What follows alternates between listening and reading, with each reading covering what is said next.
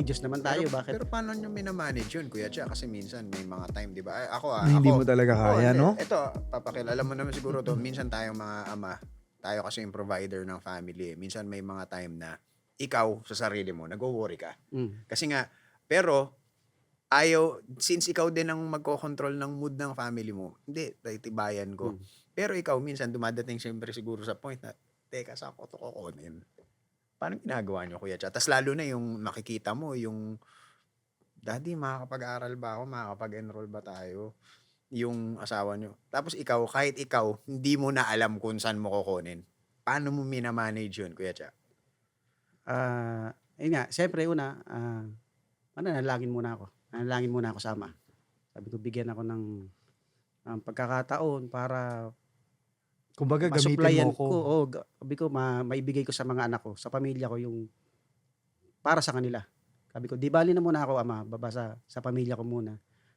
Tapos, ayun, hindi mo naman inaasahan, tatawag yung ate ko. Mga ganun talaga eh. No? Biglang, Cha, parang nararamdaman ko. Ganyan.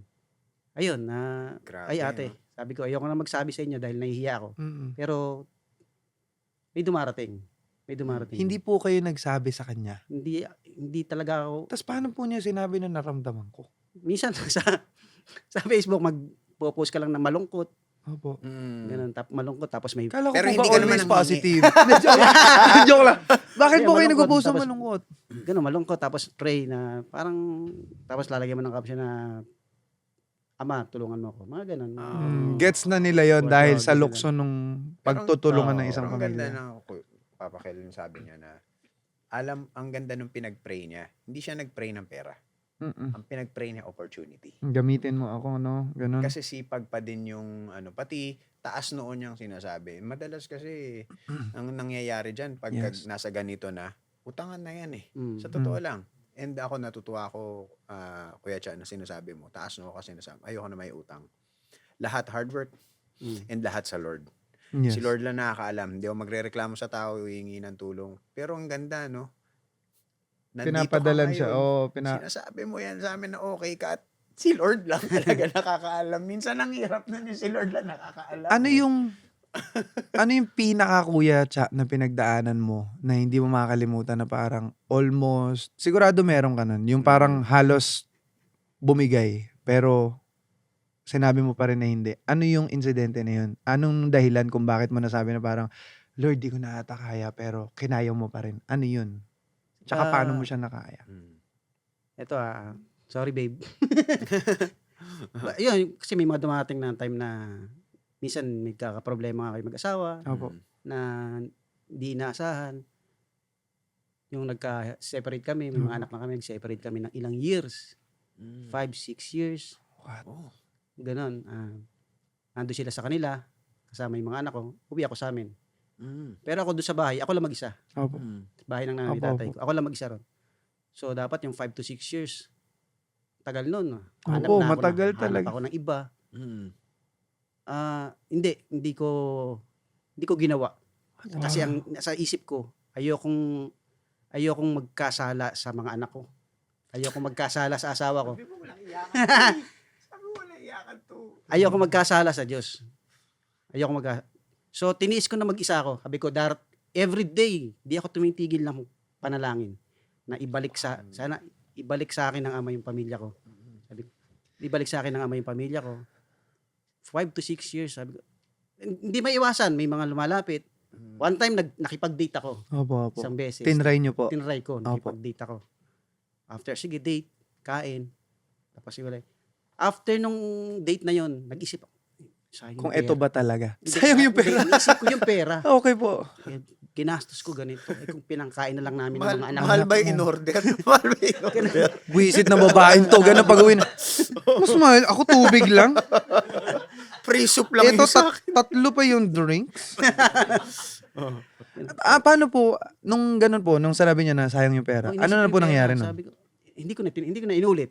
Opo. Hindi ko na inulit. Kasi Tapos ano po yung insidente na nagkita kayo ulit ng pamilya mo at nag-reconcile kayo sa isa't isa? may communication naman kami. So, hindi na mawala. Opo. Kasi may mga bata. Opo. Ah, Ano po yung babe, tayo na ulit. Ganun lang, ganun? 2016, nung time na bumalik siya sa akin, Opo. sinabi, ano lang siya sa akin, nag-text siya sa akin na, babe, malapit na ako. Sabi niya ganun, babe, malapit na ako. Antayin mo ako. Ganun lang. Wait. Bakit po, babe? Babe pa rin tawagan nyo kahit Oo. na naghiwalay na kayo? Kahit nung 1, 2, 3 years? 5 to 6 years, walang tawagan ganun. Nung sinabi niya sa akin na, babe, antayin mo ako, babalik na ako. So, doon pa lang sa pagkakasabi Nasaan po kayo niya, nito? Oo. Nandun lang, sa Binangonan. Din.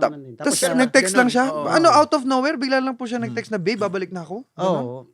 maraming kwento na. Okay. Basta, may marami. Na, So, alam nyo rin po na papunta na doon Oo, sa alam ko na. pagbabalikan. alam kong papunta Okay, na ako. nung Kasi nag-text hindi po naman siya. ako tumitigil sa pagsuyo. Okay, Hindi good. ako tumitigil sa Napakagaling mong lalaki, 6 Kuya Cha. years. Napakagaling. So, ano yun? Si Maria lang ang hawak mo. Ano ka kayo? Di ba? Totoo lang. Yung totoo lang.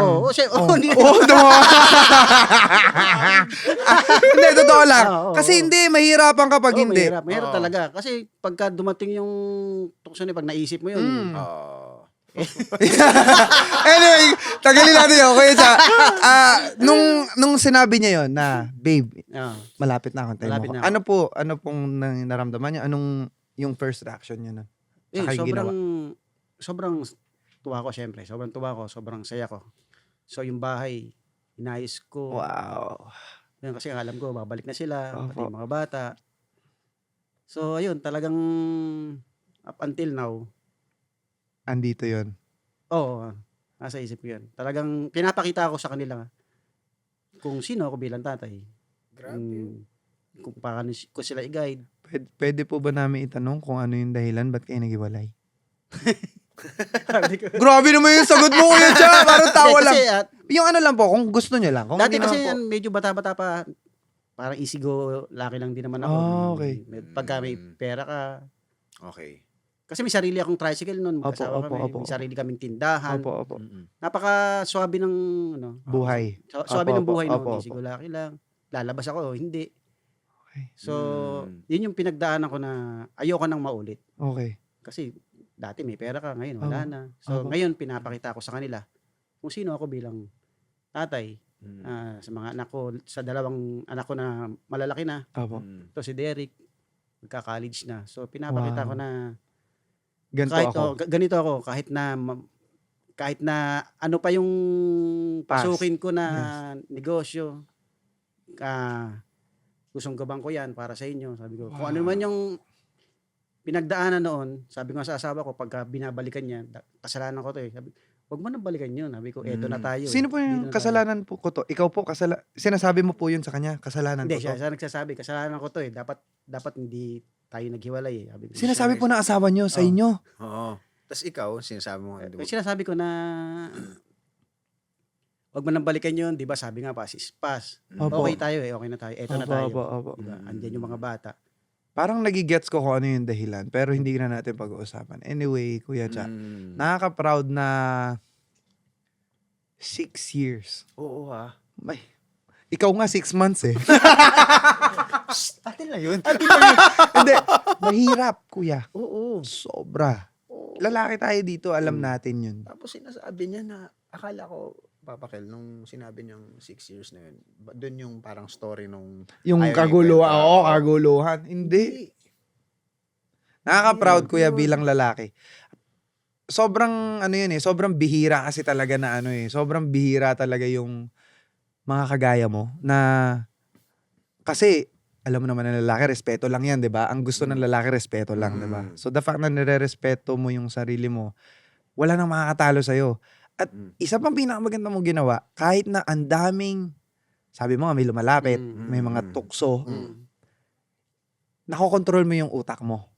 So, sana masabi rin yun ng mga cameraman dito. oo eh. Tsaka yung director natin,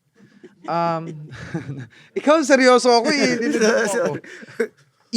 Yung quality ng pagiging lalaki na you can control your mind. You have the power na yung power na yun nanggagaling yun sa ama at paniniwala mo sa future. Kasi kung hindi ka naniniwala na magbabalikan kayo, sigurado yun. iba-iba yun sigurado. Pero ano lang, sobrang gusto ko lang sabihin sa'yo, galing sa puso ko, na sana dumami yung kagaya mo. Yeah. At sana ganyan naman ako ngayon, pero alam mo yun, kumbaga, ang tukso hindi mo alam kung kailan ka pupuntahan. So we're just praying every day na wag tayong guluhin ng kalaban dahil minsan lalo yung pag mahina tayo na natanggalan tayo sa armor natin ng uwang tapos doon tayo pinapasok.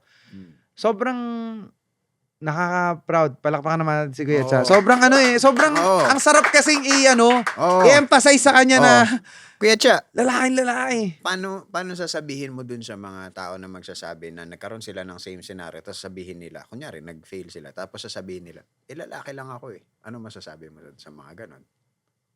Pag kami magsalita na, lalaki lang ako eh. Tao lang ako eh. Mm-mm. Diba? May mga ganun. Wow. Kaya nga tao ka. So, ikaw may hawak ng sarili mo. Diba? Ikaw may hawak ng sarili mo. So, saan ka dito sa gagawa ka ng sin, kasalanan, o dito ka, diretso ka lang sa buhay. Wow. So, sa akin, lagi, ang ginawa ko lang talaga nun is pray. Pray. Everyday pray. Walang tigil yan. Every day, every night. Kasi pray ako sa Ama. Tapos, yung pagiging loyal ko sa asawa ko, hindi ko inalis. Mhm. Hindi ko inalis kasi alam ko talaga darating yung time na magiging okay ang lahat sa aming family. So, yun lang. Kaya nakapokus lang ako sa kanila. So, sa work, tapos sa family.